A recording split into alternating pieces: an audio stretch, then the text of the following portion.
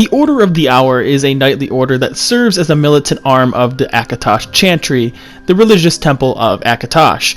The order enforces the will of Akatosh, and the Chantry having influence from Kvatch to Wayrest into bits of Hammerfell as well.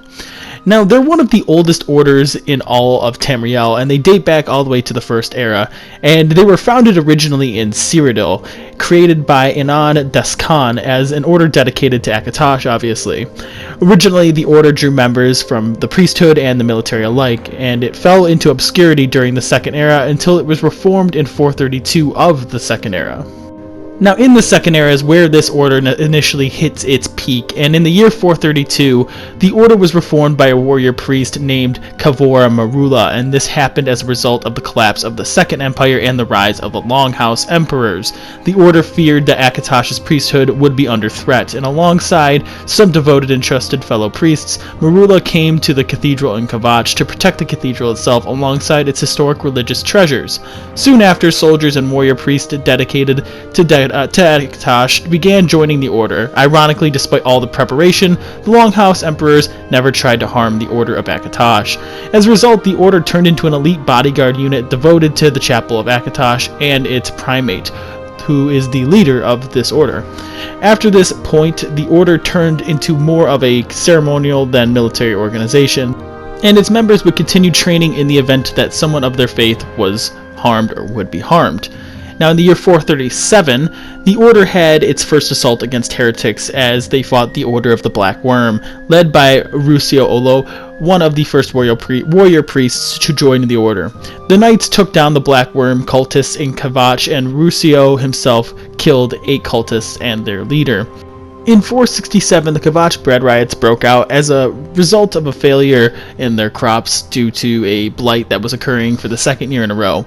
The people ironically blamed the chapel as they thought the priesthood was not doing enough to compensate for the damage.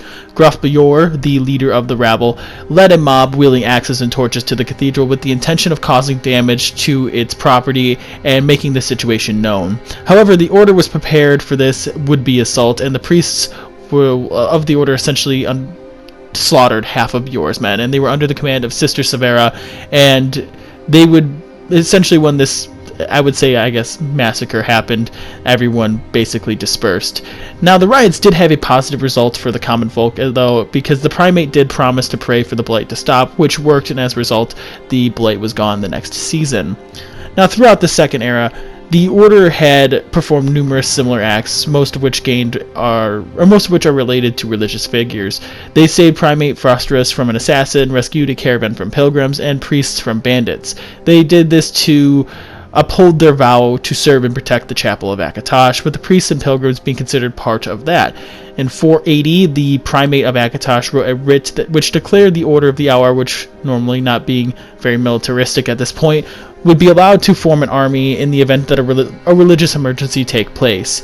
This army was able to stop a horde of bandits led by the orc Baz Swordbreaker. After beating the bandits, the army was then disbanded and the priests returned to their normal duties. However, they would still hold this power to continue to raise an army when needed. When the Gold Coast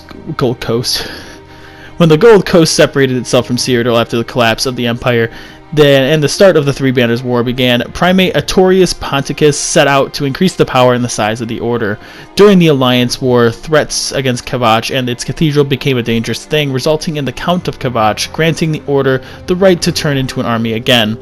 As of 582, the Order had the largest force seen since the day of its founding, consisting of a mixed group of warrior priests and dedicated soldiers of faith filling its ranks. As a result, the Order took on most of the guard duties in the city itself. Now, the Kvatch Chapel gained significant power at this time as well, with the leader, Primate Artorius, gathering many new warriors to join and fill their ranks, and waged a war against the Dark Brotherhood in the area, culminating in the death of many Brotherhood members. And heretics essentially, well, the Brotherhood in this sense, were given one last chance to repent their sins, and were given an opportunity to fight in the arena, and if they beat the knights who they were fighting, they were essentially forgiven. And this would be the height of their power, and essentially whether or not they have continued this amount of power is a little bit unknown, because their history kind of goes down unwritten from here on out. Now, in 405 of the Third Era, the regions of Wayrest in the Isle of Balfyria and High Rock and Bergama in Hammerfell had Akatosh as their head deity and had a number of Order of the Hour temples stationed there or located there as well. And the Order had a temple, obviously, set in Wayrest, and around 188 of the Fourth Era, one of the members, Brother Macrum Hawksmere, was an assassination target for the Dark Brotherhood, and he was said to be a corrupt member, hence why why the bounty was placed on his head, and his assassination was planned by Costas Thorn. From here on out, we actually do not know whether or not the Order still exists into 201 of the Fourth Era, hence it's more than likely that it does, considering it is a well-organized and well-structured organization, and it seems more than likely that these people would not go down simply just by means of simple attack. They're like I said, they're well organized and they have a highly structured military as well, and so it seems very unlikely that they would be destroyed in the event of a crisis. So it seems also that they survived the Oblivion Crisis as well, so I would assume more than likely that this Order still exists today, and maybe, just maybe, we might see them in the next Elder Scrolls. So that is all we have today, and I hope you guys enjoyed. If you want a topic covered in this series, please let me know in the comments below or in the Discord chat, and feel free to join the Discord chat in the link in the description below. As well as I want to make a thank you to Ares for allowing me to use his music in my videos. He posts phenomenal videos, and I watch every single one of them as soon as they come out, and for some reason he has a thing where as soon as I start going, man, I haven't seen a video from Ares in a while, posts one right away. But essentially with that, yeah, like I said, if you guys want any topics covered, the Falmer videos were recommended, and I cranked out more than a few, but I separated them into separate videos because I didn't want to throw in a 20-minute long video just all about the Falmer. I decided that it'd be better just to have a few 5 to 8 minute long videos. It'd be a bit better than having a 20-minute video. So with that, let me know in the comments below or in the Discord chat, and I hope to see you guys in the next video. Peace. If you just happen to stumble upon this video and enjoyed, maybe consider subscribing. If you are a returning subscriber and you enjoyed, please hit that like button. It really helps way more than you actually think it would. And I hope to see you all in the next video. Peace.